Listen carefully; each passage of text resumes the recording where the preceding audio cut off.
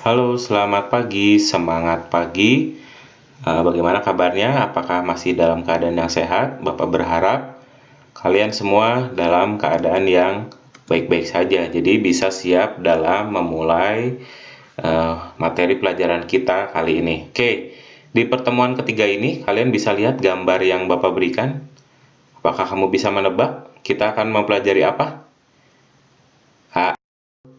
Kita akan mempelajari yang bagian ketiga dari transformasi geometri adalah tentang rotasi. Jadi, dari kompetensi dasar dan indikator pencapaian yang akan yang Bapak harapkan, sehingga diharapkan dari kalian itu mampu menjelaskan tentang koordinat bayangan hasil rotasi pada koordinat kartesius. Itu yang pertama.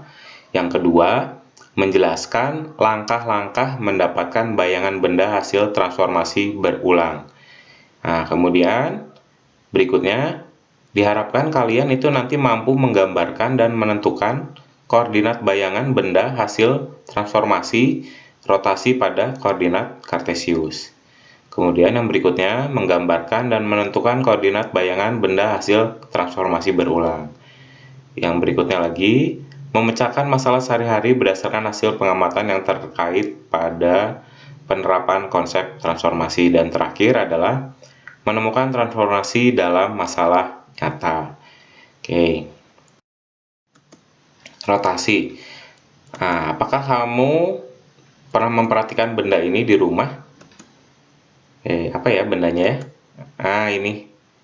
Ini adalah jam dinding. Apakah kamu pernah memperhatikan pergerakan jarum jam dinding? Nah, kira-kira seperti ini ya pergerakannya. Nah, ini pergerakannya seperti ini berputar. Oke, Bapak berikan contoh lain rotasi di kehidupan sehari-hari.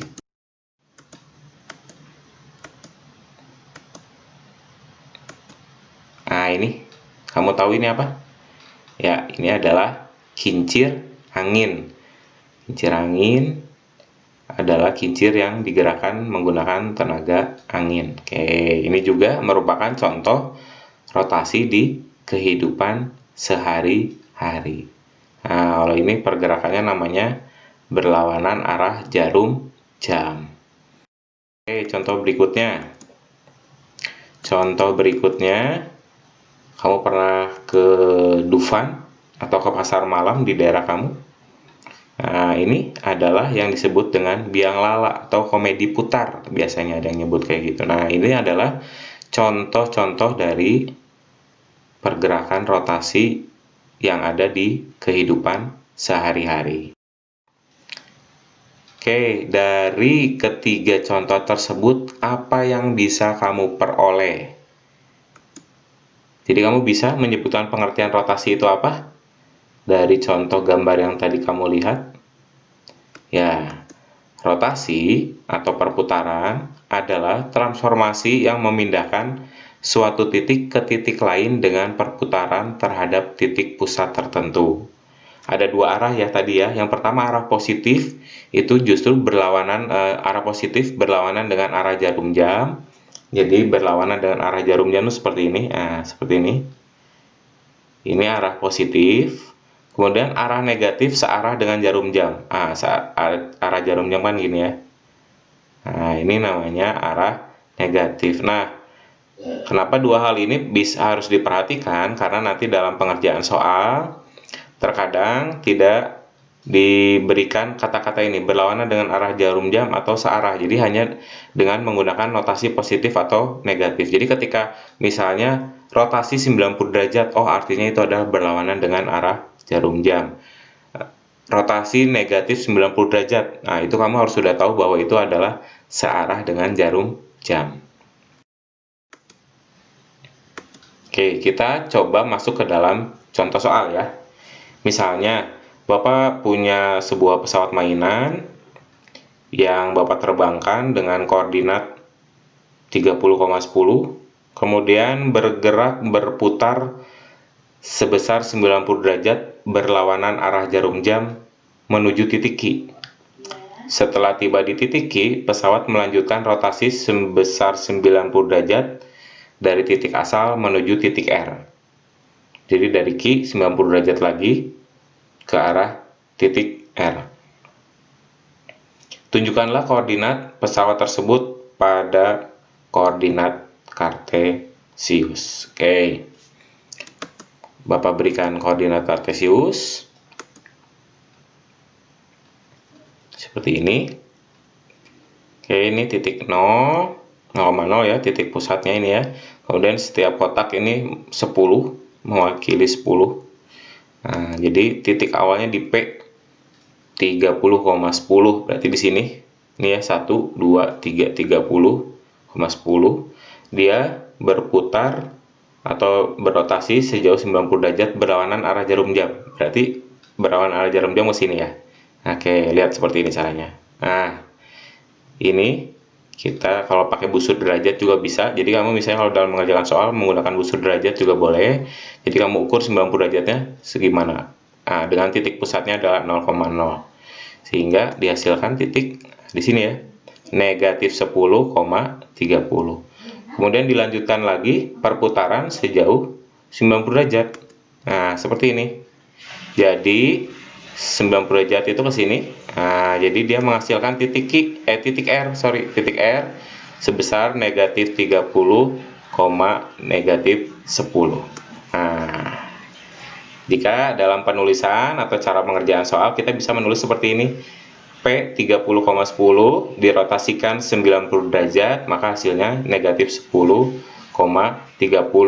Dan Q, hasil ini tadi dirotasikan lagi 90 derajat, maka hasilnya adalah negatif 30, negatif 10. Oke, coba kamu pelajari dan resapi bagaimana tadi langkah-langkah dalam pengerjaan soal dan menggambar di dalam koordinat kartesius. Oke, seperti ini ya, cukup jelas. Nah, contoh soal berikutnya masih berdasarkan soal ini. Misalkan pesawat mainan tersebut berputar negatif. Nah, ini ada tanda negatif 90 derajat. Di mana koordinat tujuannya pesawat tersebut pada diagram kartesius. Oke, negatif 90 derajat itu berarti ke searah jarum jam. Berarti ke sini perputarannya. Nah, ke sini ya. Kita akan tentukan di mana titik dia berlabuh atau titik dia sekarang setelah melakukan rotasi negatif 90 derajat. Oke, seperti ini. Nah ini 90 derajat, maka dia berada di titik sini. Di titik S adalah 10, negatif negatif 30. 10, negatif 30. Nah, jadi pada gambar kita bisa melihat perputarannya negatif 90 derajat, maka titik akhirnya menjadi ada di titik S yaitu 10, negatif 30. Nah, penulisannya seperti ini. Rotasinya jadi P 30,10 dirotasikan sejauh negatif 90 derajat menghasilkan titik S atau P aksen boleh ke arah 10, negatif 30. Oke, demikian video pembelajaran yang bisa Bapak berikan.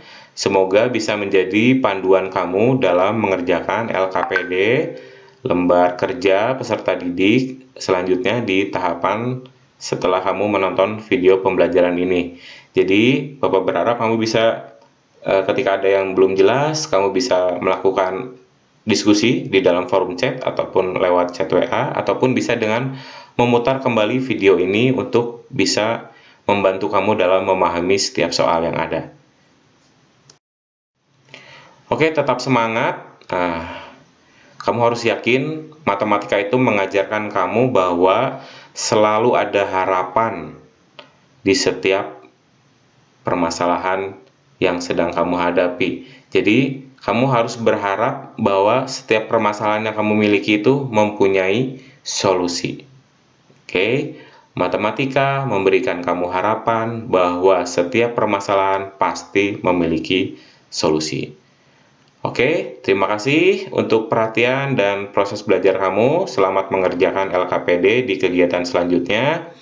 Dan salam matematika, nggak ngulik, nggak asik. Sampai jumpa.